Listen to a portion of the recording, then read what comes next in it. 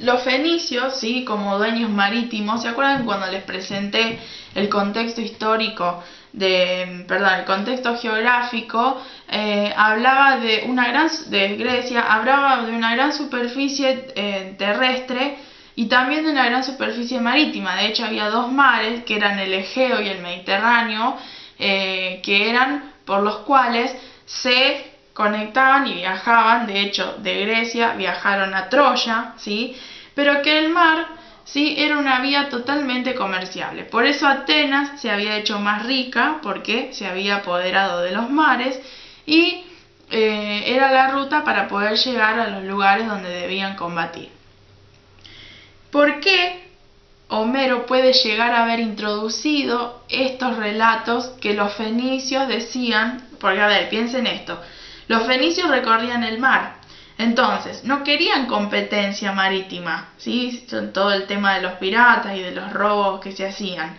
No querían competencia, entonces podían contar diferentes historias que no eran verdad, ¿sí? Historia, acá dice, historias maravillosas, con grandes peligros, ¿sí?, con la intención de evitar que otro se metiera en su misma ruta o que agarrara el mar. ¿Qué quiere decir? Inventaban historias para que nadie pueda competir con ellos. Esas historias inventadas de los fenicios, que eran los primeros habitantes antes de que lleguen los griegos a toda la península, se convirtieron en mitos.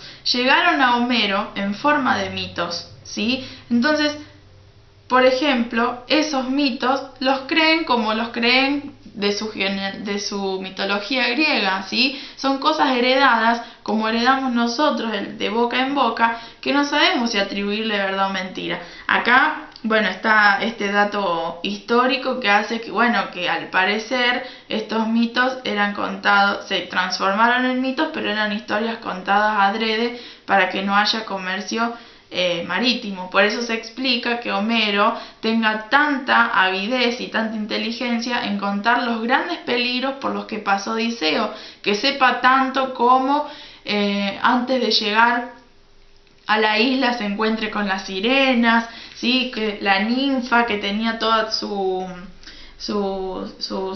compañeros de la isla que hacían cosas a quienes llegaban cerca para que no puedan acercarse, ¿me entienden? Entonces son esas cosas maravillosas o peligrosas de las que hablaban los fenicios y que eran historias que al parecer eran inventadas a propósito. Fíjense cómo se explican también varios de los conocimientos que tenía Homero. Por eso yo dije que podría haber dos análisis: o que Homero sabía mucho del tema, o otra voz se había introducido en la obra. No, explicamos acá, o por lo menos estos críticos a los cuales yo me adhiero, explican que para Homero estas historias eran una literatura anterior y eran una mitología, entonces él las creyó, ¿sí?, y las reprodujo después en lo que fue su obra.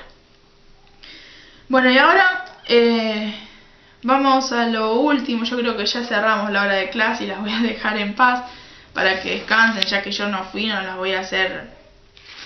O puedo seguir con algo más. Bueno, no las voy a hacer trabajar tanto, ya que yo no fui. Otro título que vamos a ver hoy es los personajes homéricos, ¿sí?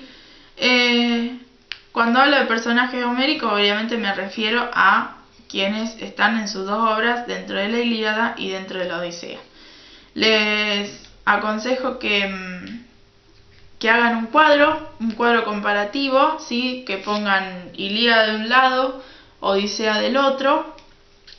Les voy a dar un tiempo imaginario, pero bueno, imagino que total, si los ven en sus casas pueden cortar el video y demás. Dice así: del lado de la Ilíada, dice que las características de los semidioses, ¿sí?, se desarrollan sus causas y evoluciones por causa de la psicología. ¿Qué quiere decir? Las características de los semidioses. Aquiles era considerado un semidios por más que sea un héroe, ¿tá? Es un semidios por ser hijo de Testis, ¿tá?, que era una diosa, es la diosa del océano. Pero esas características son desarrolladas, fíjense lo que dice, a través de sus cauces y evoluciones por causa de la psicología. Si yo lo pongo en ejemplos concretos, digo que analizamos al personaje Aquiles a través de su accionar, a través de la psicología de este personaje, ¿está? Su psicología que dice que bueno, que es un personaje sanguinario, que no perdona, rencoroso y que actúa en pos de venganza, ¿tá?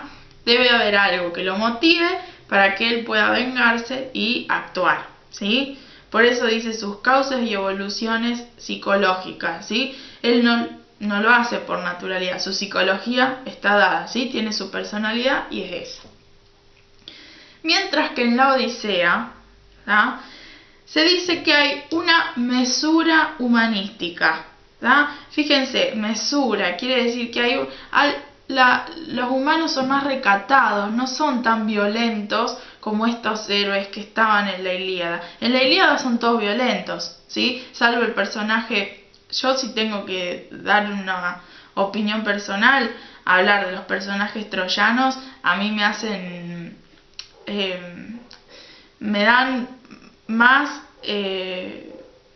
paz que los griegos, más paz en el sentido de que parecía los troyanos estaban en su propia casa, tenían su familia, se cuidaban los unos a los otros, mientras, si nosotros lo vemos desde ese costado, ¿no? Mientras que vienen los griegos y por venganza quieren apropiarse de todo, bueno, así es la guerra, ¿no? Pero bueno, uno veía también el matrimonio de Héctor con Andrómaca, veía el amor filial de Príamo para con sus dos hijos, el amor entre Helena y Alejandro o Paris, ¿está? Entonces como que se veían cuestiones más humanas que la figura del héroe Aquiles. Esto es en la Ilíada. En la Odisea los personajes son más mesurados, ¿sí? Tenemos una Penélope paciente, a un Telémaco justiciero, no vengador, ¿tá? Él no va a vengar nunca que su padre no haya vuelto, sino que va a hacer justicia por la figura de su padre. Y tenemos a un Odiseo que vuelve en busca de venganza, pero siempre con el amor filial, el amor hacia su hijo, hacia su esposa, ¿sí? Yo creo que hay cuestiones, por eso dice una mesura humanística, ¿tá? Y nombra a varios personajes, como por ejemplo Odiseo con estas características, Telémaco con la que les dice, Penélope y Nausicaa, que es la hija del rey Alcino, que encuentra a Odiseo cuando yace en las costas, que Atenea lo duerme y lo deja en tierra, así que yo les terminé de leer en el capítulo 5, en el capítulo 6 ya entra Nausicaa, que se enamora de Odiseo, pero lo deja partir porque su destino, sí, renuncia a ese amor porque el destino de Odiseo es llegar a su patria, ¿sí? Después, como otro punto dentro de esta semejanza, es la figura de Aquiles. El héroe Aquiles, ¿sí? Estamos hablando de los personajes homéricos. El héroe Aquiles dice que es un modelo para la aristocracia.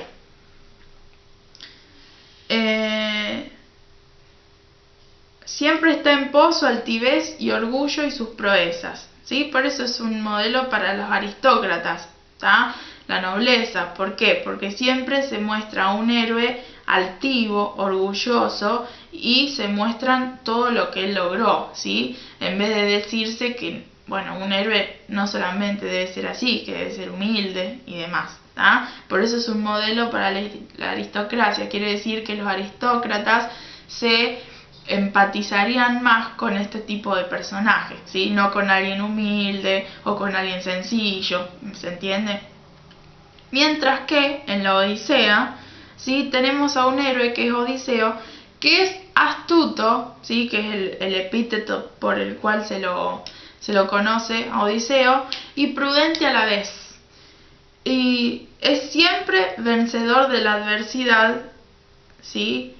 Y de los hombres. Siempre vence, pero siempre utilizando la inteligencia, cosa que Aquiles no utiliza.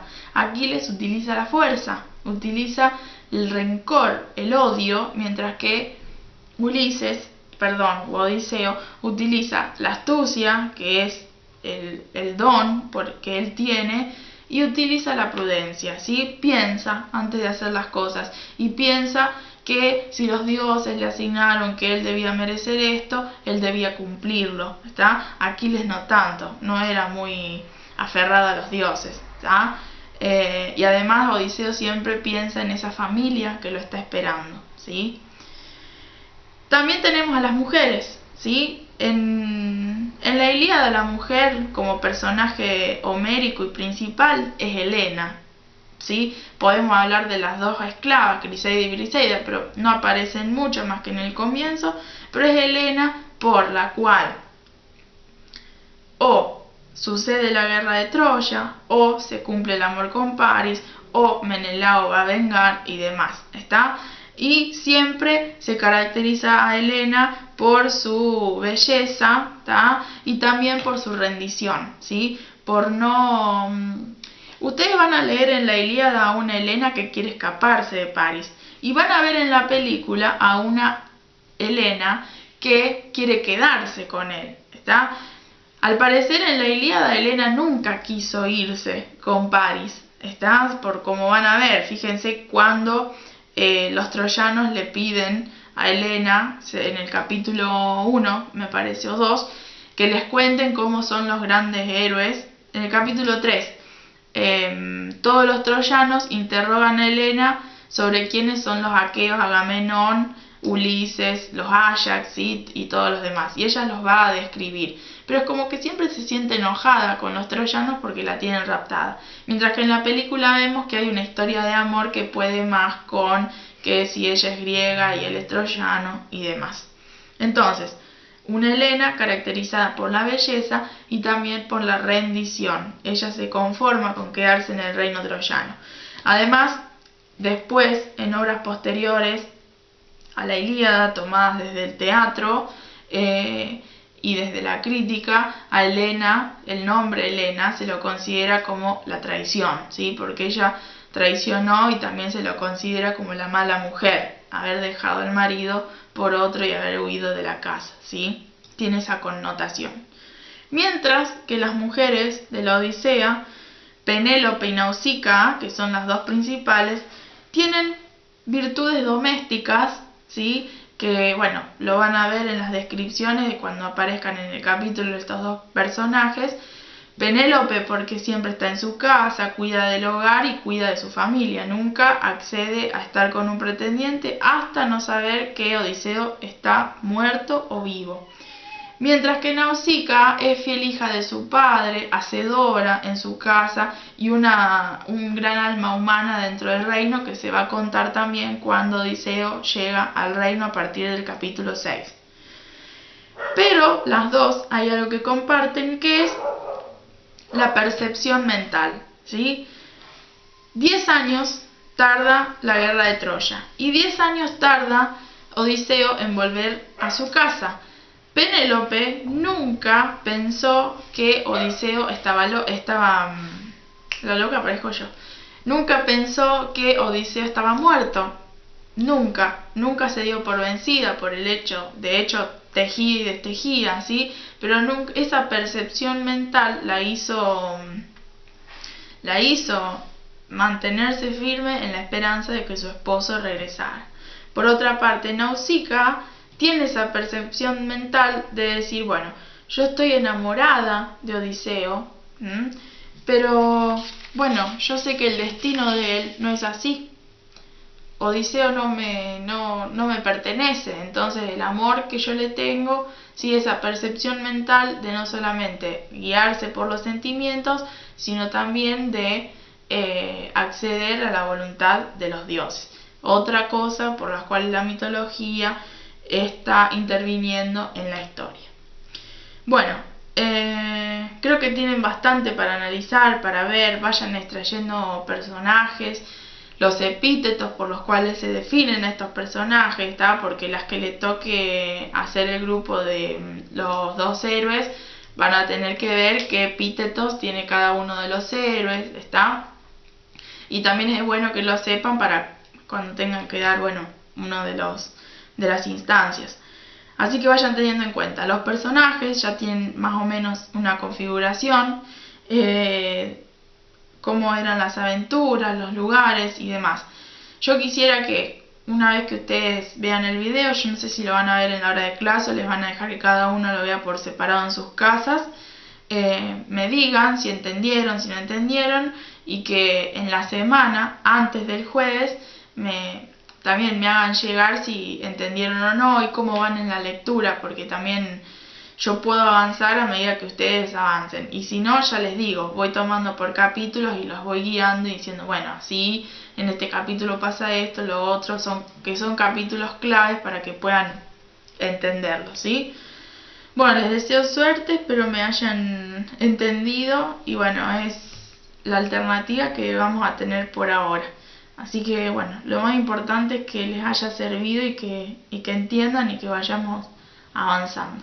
Así que bueno, nos vemos el jueves que viene y bueno, cualquier cosa me escriben al Facebook o al mail y me dicen, Yera entendí, Yera no entendí, me pasa esto con esto y demás. Vamos, no se queden con la duda porque es peor, ¿sí? Van a estar más asustadas que al principio de año cuando no podían leer esto, ¿tá? Nos vemos, chicas, suerte.